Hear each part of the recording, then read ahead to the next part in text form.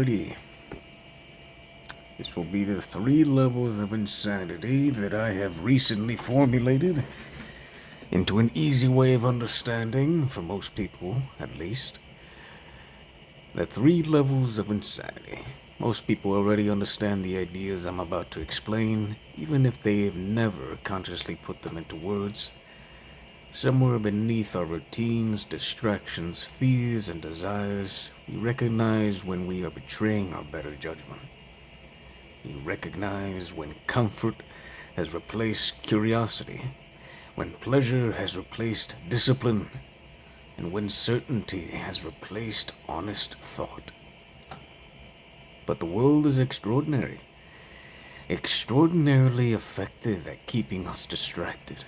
We become preoccupied with entertainment, social approval, conflict, ambition, and even our own internal anxieties. Eventually, we forget who we are, what we believe, and what kind of person we intend to become. Sometimes human beings don't need to be given an entirely new truth. They just need to be reminded of what they already know, but seem to forget. This brings me to a philosophical framework that you're seeing right now, which is called the 3 levels of insanity. The lowest form, level 1 I guess you could say, is the lowest form of sentient conscious thought, is the abandonment of discipline altogether, due to the immediate suffering that they're experiencing, and they don't know where to go or what to do, and so they forget about their discipline, they forget about their good heart, and they are becoming constantly in pursuit of immediate satisfaction. At this level, a person or a sentient conscious being repeatedly consumes whatever appears beneficial in the present moment, while giving little thought to what it may eventually cost them. So no forethought whatsoever, just consume, eat. I'm not going to worry about my problems right now, I'm just going to save it for later. Pleasure itself, I wouldn't say it's evil. Rest, enjoyment, affection, comfort are necessary parts of life. The danger begins when pleasure becomes the highest authority. When a person no longer asks whether something is good, but only whether it feels good immediately. So for instance, a person would rather oversleep than put work into something that they know would produce results, because they're stressed about their immediate environment. So imagine a demon that collects and torments souls because it believes their suffering will somehow relieve itself. Like somehow the suffering will be deterred indefinitely if they constantly inflict, suffering onto others, or just simply focusing on their own immediate pleasure. So it's temptation, essentially. The sins, as you call it. The 7 deadly sins. It continues to feed the same desire. It's like a loop. Even though that desire can never truly satisfy the sentient soul, the more it consumes, the emptier it becomes. And that is only due to the lack of wisdom and knowledge and discipline. There's nothing wrong with having money. There's nothing wrong with mortal immortality. Someone could live all the way to 900 years like Noah did. There's nothing wrong with that. But if he was a demonic king, doing whatever the fuck he wanted, with no consequence, you can imagine how demented and diluted it can become. That is the tragedy of mindless pleasure. The individual believes they are escaping suffering while unknowingly strengthening the very condition that enslaves them. The next stage, which is where the majority are, the second level is the gold cage. The majority of people are here. the majority of sentience, I'd say. It's kind of like an in-between, between mindless pleasure and the gold cage, back and forth.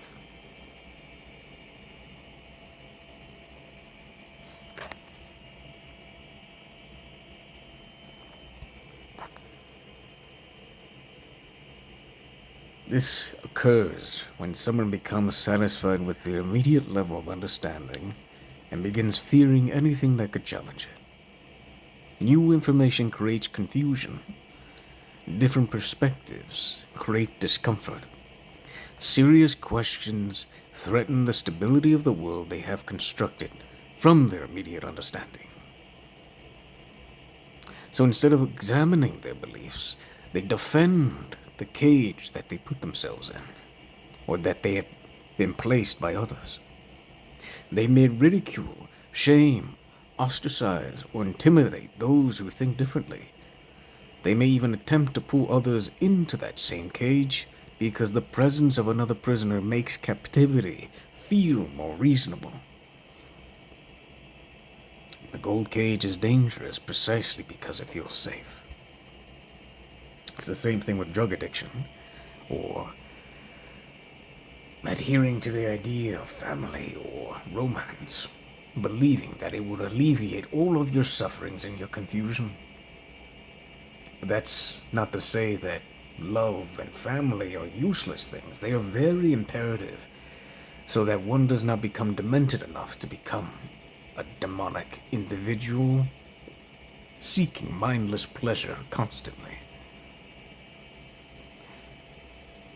The person in the gold cage believes they possess certainty, but what they may actually possess is a comfortable boundary they become afraid to cross.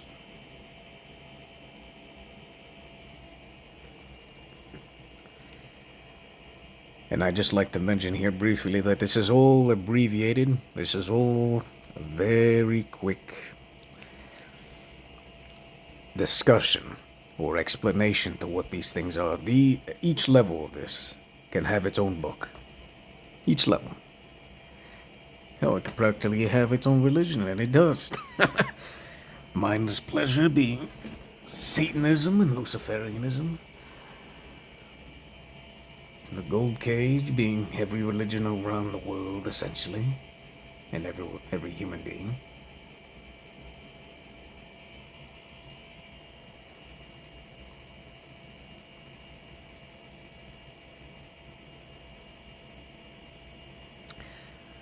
But just to move on to the last one, the level 3, ignorance.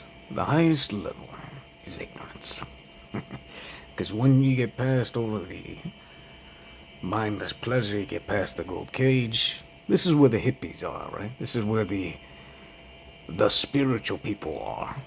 But they're constantly in their own loop of sorts.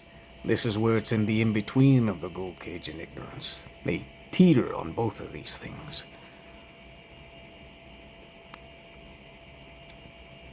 Ignorance is the highest level, not because it is morally superior, but because it represents the greatest and most difficult condition to confront: ignorance. Ignorance is the absence of sufficient information to make sense of reality. No human being possesses complete knowledge. Everyone here is attempting to understand an existence far greater than anyone can imagine, through limited senses, limited experiences, limited amounts of time. Time and space. The danger is not simply that we do not know. The danger is that uncertainty can become unbearable. When people encounter questions they cannot understand, many retreat into a gold cage. They cannot accept the first explanation that gives them comfort, then defend it as though certainty itself were proof. True intellectuals have the courage to say, "I do not know, but I'm willing to search. I'm willing to gain knowledge." And knowledge is dangerous. Knowledge without wisdom, without discipline, can kill an entire race of people. It could subject the soul to an eternity of damnation, of their own design, or the design of another sentient being. Ignorance becomes destructive when it is denied, but when it is acknowledged honestly, it can become the beginning of wisdom. The person who knows they are missing information remains capable of learning.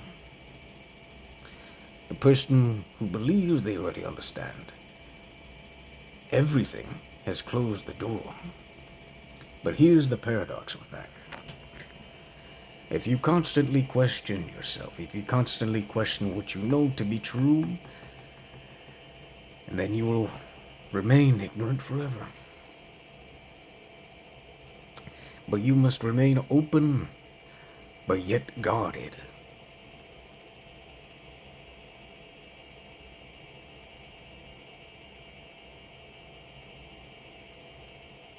The conclusion here is that these three levels are not permanent categories. The individual soul may move in between all of these things throughout all of their lifetimes, and even throughout a single day. Somebody may surrender to immediate pleasure. Some may retreat into comfortable beliefs. Some may stand before the unknown with no clear answer. The purpose of this framework, however, is not to condemn humanity. It is to remind us to examine ourselves meticulously and constantly, but not to be subsumed by the questions and the uncertainty. What desires are controlling you? What beliefs have you stopped questioning? What do you claim to understand without possessing enough information? And most importantly, what do you think you are becoming? The world will constantly attempt to answer these questions for you, as even I am doing now, as you are constantly questioning. With your limited knowledge and understanding and perspective, their fears, your fears, will answer it. The appetites of materialism will answer it for you at times as a way to distract and keep you restrained. But every so often, we must become silent enough to remember that these questions belong to us. To question, reflect, and ascend.